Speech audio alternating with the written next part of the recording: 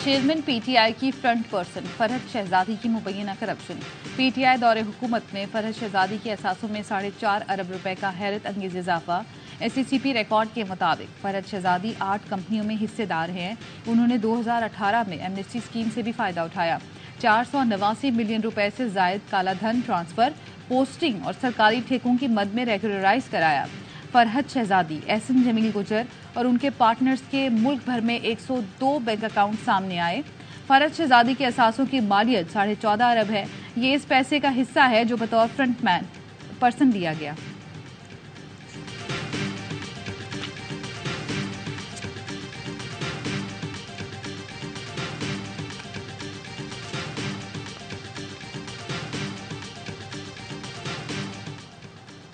ये हो नहीं सकता कि चेयरमैन पीटीआई की इजाजत के बगैर घर की तिजोरियां भर रही हूं। पंजाब की लूटमार का पैसा आपके घर में पड़ा है, इसका मतलब है करप्शन में आप शामिल हैं। अलीम खान का तकरीब से खिताब, कहा फैज हमीद ने मुझे गिरफ्तार कराया। जहांगीर तरीन पर पर्चे भी फैज हमीद ने कराए। आईपीपी के सरबराह जहांगीर तरीन ने कहा लड़ाई करके बुरा भला कहकर कुछ नहीं मिलेगा, अब पुरानी बातें भूलें, आगे की तरफ देखें। गुलाम सरवर खान ने इस्तेहकाम में पाकिस्तान पार्टी में बाकायदा शमूलियत इख्तियार कर ली।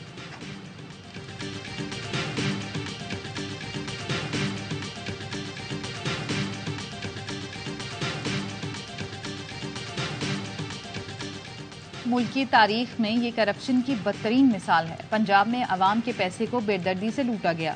चेयरमैन पीटीआई और बुशरा बीबी का जराए आमदन पंजाब की कंपनियों से अरबों रुपए कमाना था। फरहद शहजादी को वापस लाया जाए। एहसन जमील गुजर भी कानून का सामना करें।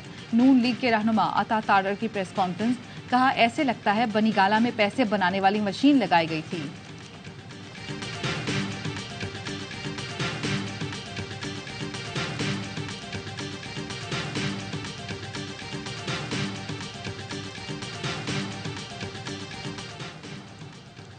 चेयरमैन पीटीआई के हाथ बंधे हुए हैं और मेरे खुले हुए, लड़ाई में मजा नहीं आता। सरबरा जेयूआई मौलाना फजलुर रहमान का इंटरव्यू। मौलाना ने कहा चेयरमैन पीटीआई कानून की गिरफ्त में है, उन्होंने रियासत मुखालिफ इकदाम किए हैं, उन पर इलेक्शन में पाबंदी लग सकती है। अमन अमान की मौजूदा सूरत हाल में अपने हल्के में इंतखाबी मुहिम नहीं चला सकता। उन्हें इस्लामाबाद और पंजाब नजर आ रहा है तो ठीक है, इलेक्शन लड़ेंगे।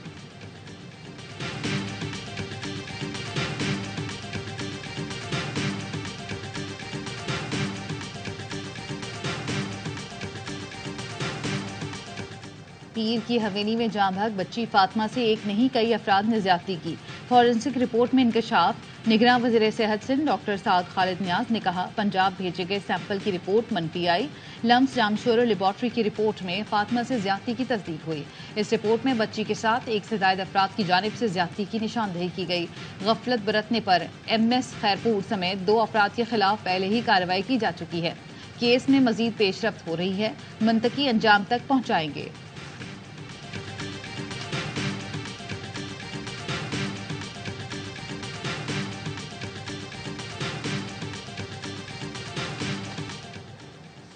इजरायली फौज के मगरबी किनारे पर हमले तेज। जनीन पनाहगुजीन कैंप पर धावा। कैंप के दाखिली और खारजी रास्तों पर स्नाइपर्स तैनात कर दिए। लोगों के घरों में घुसकर तोड़फोड़ की। रहायशी इमारतों और गलियों में फायरिंग से 11 फलस्तीनी शहीद हो गए। शाती कैंप पर बमबारी में फास्फोरस बम इस्तेमाल किए गए। सेहूनी फौज की इंडोनेशिया अस्पताल के एतराफ में शदीद बमबारी, बड़े पैमाने पर नुकसान का खदशा। बच्चों का अस्पताल अल नसर इजरायली हमलों के बाद बंद। नन्ही जिंदगियां दाव पर लग गई, दवाएं खत्म। बमबारी में शहादतों की तादाद 10,800 से जायद हो गई। हमास की जानिब से भरपूर जवाबी कार्रवाइयां, कई इजरायली फौजी हलाक कर डाले। हमास का कहना है इजरायली फौज को गजा की तरह जनीन में भी शिकस्त देंगे। गली कूचों में दू बदू लड़ाई जारी। मुजाहिदीन का रॉकेट हमला, गाड़ी में छुपे सेहूनी फौजी हलाक कर दिए। शिमाली गजा से फलस्तीनियों की जबरी बेदखली। इसराइल रोजाना 4 घंटे हमले न करने पर तैयार हो गया। हमले न करने का ऐलान इसराइल से नहीं बल्कि व्हाइट हाउस से आया। तर्जुमान व्हाइट हाउस जॉन कर्बी ने बताया कि वक्फा शुमाली गजा से फलस्तीनियों के इनखला के लिए दिया गया। वक्फे के दौरान इसराइल किसी किस्म का फौजी ऑपरेशन नहीं करेगा। सदर बाइडन ने नेतन्याहू से गजा में 3 दिन हमले न करने का कहा था। सदर बाइडन ने कहा हमने चंद घंटों के बजाय लंबे वक्फे की अपील की थी।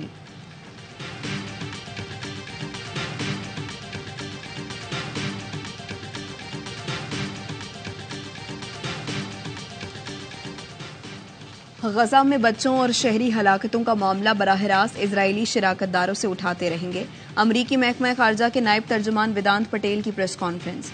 कहा, अमरीकी हुकूमत के तमाम हलकों ने इखलाकी एतबार से अपने बयानात जारी रखे। अमरीकी वजीर खारजा के दौरे भारत पर सिख रहनुमा के कत्ल की तहकीकात के सवाल पर नायब तर्जुमान का कहना था, मामले पर भारतीय और कैनेडियन शराकतदारों से बातचीत जारी रखे हुए हैं।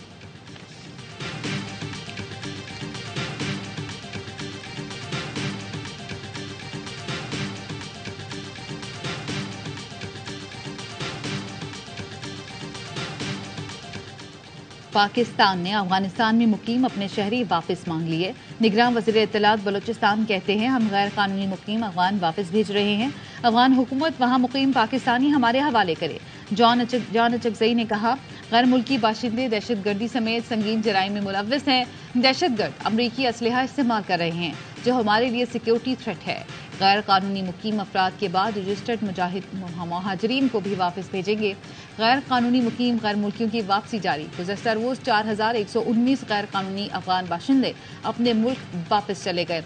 अब तक 2,07,758 गैर कानूनी अफगान बाशिंदों की वतन वापसी हो चुकी है।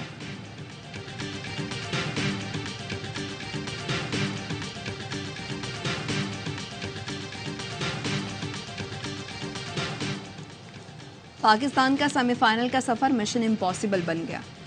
श्रीलंका की हार, पाकिस्तान वर्ल्ड कप से तकरीबन बाहर। न्यूजीलैंड ने अपने आखिरी ग्रुप मैच में आइलैंडर्स को 5 विकेटों से हरा दिया। 172 रन का हदफ 160 गेंदों पहले हासिल करके चौथी पोजीशन पर कब्जा जमा लिया। बेंगलुरु में श्रीलंका ने पहले बैटिंग करते हुए पाकिस्तानियों की उम्मीदों पर पानी फेरा। कोई बल्लेबाज विकेट पर ना टिका, एक के बाद एक विकेट गंवाई। न्यूजीलैंड को चौथी पोजीशन से हिलाना बहुत मुश्किल टास्क है। पाकिस्तान को सेमीफाइनल में जाने के लिए इंग्लैंड को 287 रन से हराना होगा। श्रीलंका ने बुरी तरह शिकस्त खाकर पाकिस्तान को तो मुश्किल में डाला, अपनी चैंपियंस ट्रॉफी में शिरकत भी खतरे में डाल दी। और पाकिस्तान का वर्ल्ड कप का सफर अफगानिस्तान से शिकस्त के बाद ही खत्म हो गया था। कामरान अकमल की हरलमा पुरजोश में गुफ्तगू। कहा, हमने शुरू में अच्छी क्रिकेट नहीं खेली, रन रेट बेहतर नहीं किया। नीदरलैंड के खिलाफ सोचते हैं 280 बनाए, दूसरी टीमें 4-4-100 बना रही थीं। बासित अली कहते हैं, सिवाय फखर के किसी ने मॉडर्न क्रिकेट नहीं खेली। ऑस्ट्रेलिया के खिलाफ हम जीता हुआ मैच हारे। जनूबी अफ्रीका के खिलाफ 20 गेंद पहले आउट हो गए। जब आप दोस्ती यारी निभाएंगे और मुल्क का नहीं सोचेंगे तो यही होगा। अजहर अली बोले, दूसरी टीमों की हिकमत अमली हमसे अच्छी थी। स्पिन बॉलिंग हमारी मुसलसल खराब थी। 300-350 रन हमारे खिलाफ बन रहे थे। बॉलिंग लाइन आप ठीक ना कर सके। अदाकारा जोया नासिर बनी मेहमान, किया वसीम बादामी के मासूमाना सवालों का सामना। मुस्तफा चौधरी ने रूप धारा सलमान खान का। आदि ने भी हस्बे आदत सबको खूब हंसाया।